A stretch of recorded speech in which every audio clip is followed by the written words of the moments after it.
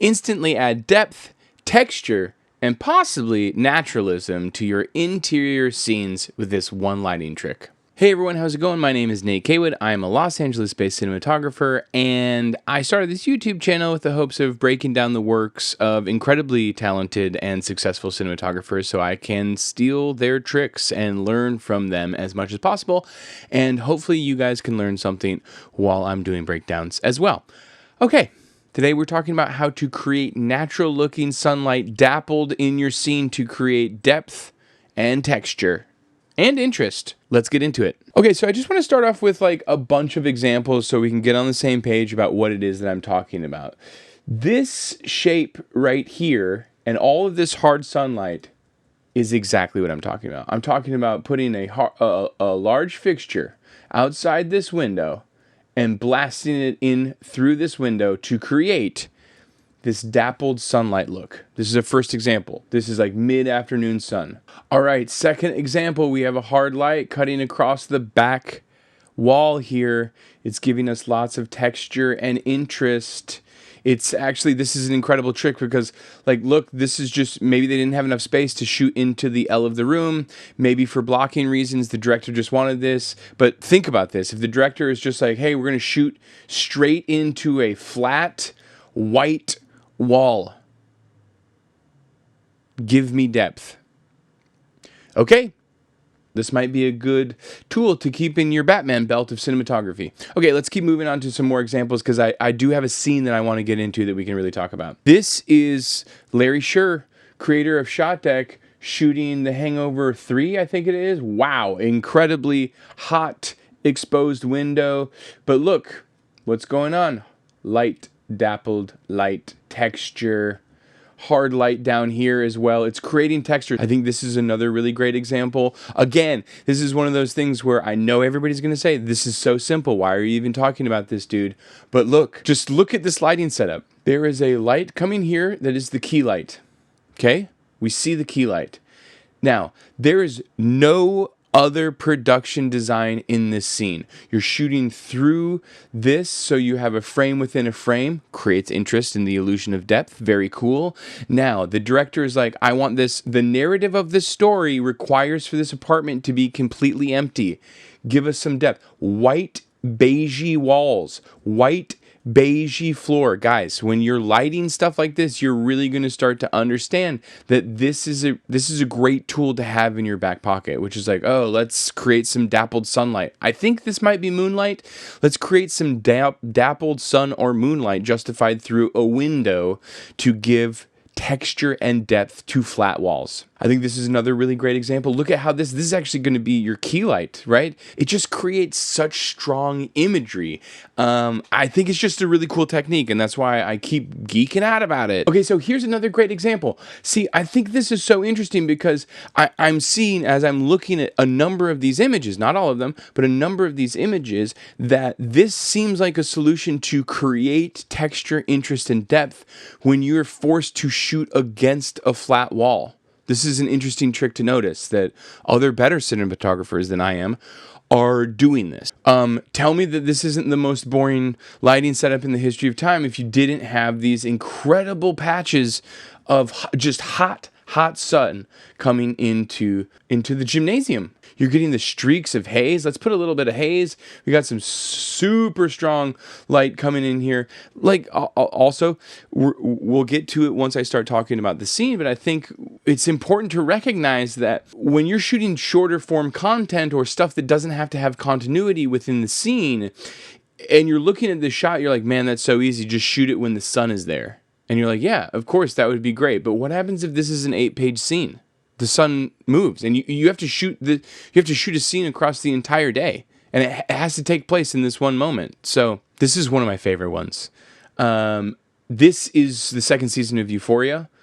Wow, just incredible. Look at how lovely this depth and texture is, shooting through blinds, like just hard light. Like, look at how much fall off there is over here too. Like, man, remember, a lot of times what we say is like our job as cinematographers is to direct the eye of the audience to where the story is at, right? That's our goal.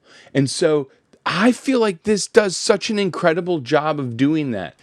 There's leading lines of hard sunlight directly towards her head. There's leading lines wrapping around her. She's literally like wrapped and canvassed in sunlight. Everything else falls off in the room. She's completely dark. I mean, she's not silhouetted. She's keyed. She has a key light here, but she's dressed in dark attire. This is like sort of corally beige type background and tiles. So immediately, I mean, you tell me, this is the first thing that I'm looking at. It's genius. It's like so incredible. Okay, a lot of times in the craft of cinematography, you're put in situations where the images just aren't going to be beautiful, right? You have to tell the story. And the story is, our eyes go to here, right? That's what we're supposed to be looking at. We've got depth and interest in the foreground with the salt and pepper shakers. And this sort of back here falls off into darkness. I just think it's such an interesting choice to have an intense highlight right there, because to me this is sort of, as I was saying in the intro, this is a moment that makes me feel like naturalism, which is like part of what we're trying to do is not only focus the eye to where we want the story to be told, but it's also to tell it in a believable way, right? Which is why I think like everybody lauds Deakins and Greg Fraser, also I would say Adriana Goldman. They're able to take these like really, really high concept sci-fi alternate world type pieces, but they don't light it in a realistic way. They light it in a naturalistic way, which is at least the way that Deakins has said it, is that it's a way that lighting feels like it would be natural in that setting. It's impossible to say what Blade Runner 2049 would look like realistically, because it's not a world that we live in. Anyway, I've gone off on a tangent. Apologies. So here's another insert, sort of like establishing or geographical insert to show family portraits, and I just really love this vibe. I just love like the hard shadows leaning into the hardness of this light. You're replicating sunlight to give this a natural feel and a natural look. And again, I keep coming back to not every single one of these frames, but maybe like 60 to 70% of the frames that I've chosen, and this is an arbitrary smattering of images that I've pulled from ShotDeck, but a lot of them are flat on, and you don't have any other way of creating the illusion of depth with this sort of like dappling of light. I know that's not literal depth, right? Because it's like the sun's just bouncing off it, but it does sort of give you the illusion of texture and feeling within it. Okay, again, I'm just trying to catalog all the reasons why I might want to use a hard sunlight through a window splashing onto a back wall in the future, and this looks like a really great opportunity. This is really beautiful too. Just imagine shooting this scene without this interest, without this hard light interest in these dappled, like if this was all just sort of soft light like this, that would be so boring. It would be such a boring shot. But this thing comes alive, and I think that's the premise of this video, is how sunlight makes space feel alive. I want to talk about this because this scene is almost inevitably shot on a soundstage, meaning without the cinematographer's choice of lighting design, no light would be in this space at all. It would be pitch black. And so every single choice that's happening has been done on purpose. And I think when I talk about the premise of this video, and people are going to be in the comments and be like, oh, just put a light on the back wall, they're forgetting that every single thing is a choice. And when the choices are infinite, do you choose this for your own project? That's the big question for me. I want to bring it into the vernacular of my cinematography more, and so that's why I wanted to bring it up on the channel this week. So they have some huge, absolutely ginormous HMI just blasting through this window. An M90, or again, leading line straight to his face, leading line, just these and these. It's just framing him perfectly. Light, dark, light, dark. Love it. Checkerboarding, depth, interest. All right, this is the last and final scene that I'm going to talk about for today. There are two setups from the film The Reader that I wanted to bring up in particular. Because, so let's say this is the 3-page scene, 3 to 4 page scene of character 1 and character 2 talking to each other. Okay, it's your job as a cinematographer. It's 4 pages. You have to shoot this in the first 6 hours of the day. That's how the schedule works. You break for lunch, the scene has to be over. Okay, well, that's great. Well, I'll tell you one thing. This light right here, if this were natural sunlight coming into this space, will not stay the same for 6 hours. Now it becomes your job to create that sun and for that sun to be consistent for 6 hours. So you have to make the choice with your gaffer how to create this style of light. So this is a conscious choice, right? You know, everybody's going to keep saying, oh, you're so repetitive. You keep pointing out all the same things. There's no new information. This is the way that I intake information, man. I don't know what to tell you, which is repetition helps me build habits.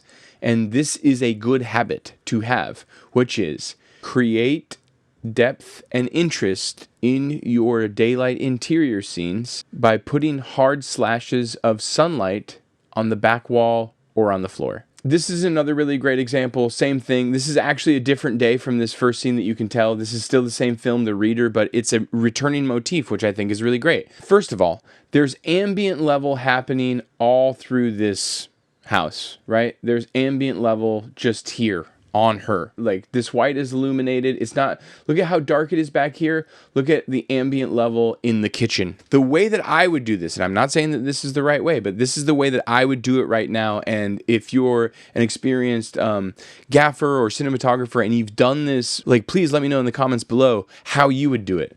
I think there's a window right here.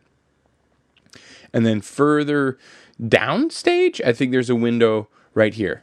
Because we saw in the previous shot, that has this, and there's a window here, right? So it's either a door or a window, but either way, light can come through it.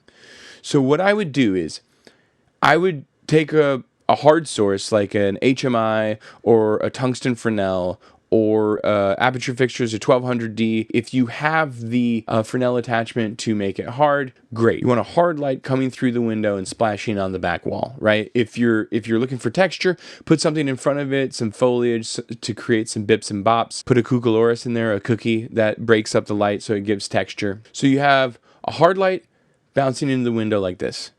To bring up the ambient level in this room so that so it feels like the sun is also indirectly hitting this room, which is how sunlight works in the real life, because sun bounces off of the sky, it bounces off of other buildings outside of your house, it bounces off the ground, it bounces everywhere. So ambient level comes in during daylight. So I would put I would have a frame outside the window at the same angle that the sun is coming in. Bleached Muzz or Ultra Bounce, and then I would take another big source and I would bounce that into that. And that is what I would use in each one of those windows to create a hard light and a soft ambient light. So that it's bringing up ambient level into the room. So you get like that tone right here, so you get that. Then instead of having this hard light in the close-up, you're probably building some sort of frame type situation that you're keying that through to hit her in the face there, basically. I know that I'm reiterative. I know that I say the same stuff a lot, but the reason why I wanted to look at 10 images of this is so that we could see the patterns about what it makes you feel.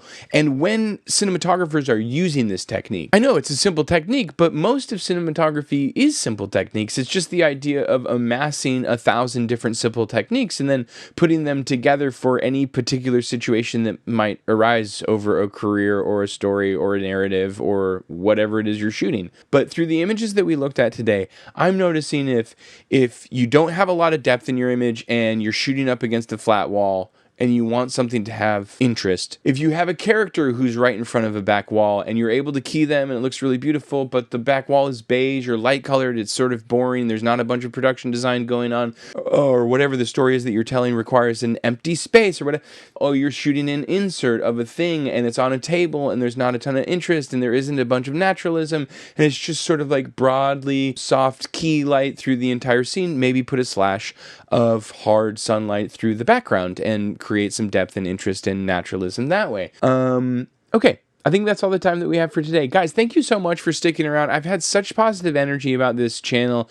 I'm really excited about doing it, and I realized that even through the few videos that I've done, I've quickly learned that the more I'm authentic and interested in the work that I'm talking about, I think the more it translates to you guys too. And let me know below if that is actually the case.